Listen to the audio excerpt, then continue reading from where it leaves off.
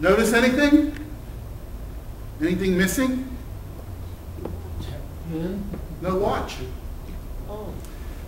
Reason I don't wear a watch is because I'm one of those people that every few seconds, you know, you've seen us in the malls, in the offices. What time is it? You know? I was raised to be a very punctual person.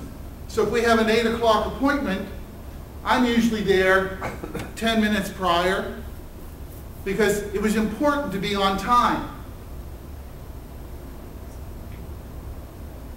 And so it drives me crazy when I go to appointments and I'm kept waiting. Doctor's office, for example. Oh, God. You know? Yeah. Oh, you got a 10 o'clock appointment? Maybe we'll get you in around 11. And so what do? You sit there. Notice there's never any clocks in the office that you can see. Okay? And you wait.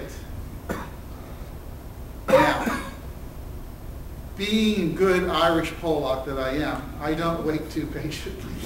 15 minutes and I'm chomping at the bit. But our readings today tell us that we're going to have to learn how to be patient. That we're going to have to learn to be a people that's going to have to do some waiting. And you can't be watching the time and saying, when's the Lord coming? But you also can't ignore the time. You and I are called upon to be vigilant Christians, to be looking for the signs of the Lord's coming.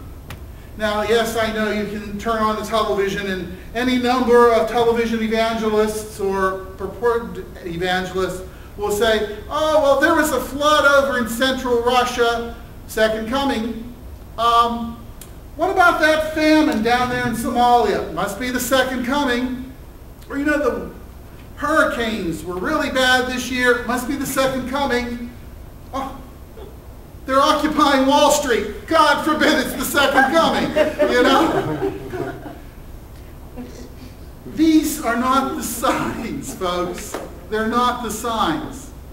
But you and I are supposed to be patiently waiting for the Lord. And we're told how to do that. We're advised by Paul. First of all, he gives thanks for that faith that is growing in us. That faith that was freely given to you and freely accepted by you. But then you hear in the gospel, Mark's telling us not to be caught unaware. That we're supposed to be vigilant in our faith. We're supposed to be a people of prayer. And we're supposed to keep working at the task that we've been assigned to do. When I was in the seminary, Father Blaise Hettich, first night that we were all there, gathered us on the floor of the Abbey Church near the great main doors of St. Meinrad and said to us, if the Lord was coming in an hour, what would you do? Well, a few of my fellow classmates ventured out that, oh, I'd go to confession. I'd receive Eucharist. I'd do this. I'd do that. You know, there were all sorts of ideas. We were all wrong. All of us were wrong. And for us in that situation, we would simply have continued to sit on the floor and listen to him, because that's what we were supposed to be doing at that time in our lives. So no matter what situation you find yourself in, you're supposed to work at that situation. If you're doing the dishes, then do a good job at doing the dishes. If you're out, since I happen to notice two, I saw Tony come in there at the last minute, two organizers here, continue organizing, doing what you're doing. If you work for Disney, work for Disney. Work for Universal, work for Universal. I'm a teacher, I'm supposed to teach. You're a husband, be a good husband. If you're a wife, be a good wife. If you're a student, be a good student. Listen to your grandmother as well. Okay? But You do what you're supposed to do to the best that you can do it. It's humanly possible. In that way, you're keeping watch. You're keeping faith. It's not about running to the church real quick and lighting a candle or saying or receiving communion or participating in Mass just before the Lord comes back. It's living that Christian way of life day in and day out. Doing what you are supposed to do to spread the Gospels.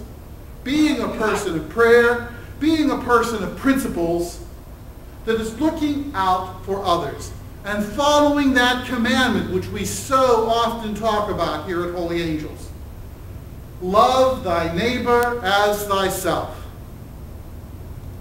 As you reach out from within your heart to those in need and treat them as you would wish to be treated yourself, you are doing the Lord's will. So if you feel that you've got to get up and say, this is wrong in a situation, then get up and say it. If you need to take some sort of action to change what's keeping you from doing that in your life, of being a more outgoing Christian, then pray about that with God, that he can help you identify what it is that keeps you from being more faithful to him. Let him change that this Advent season.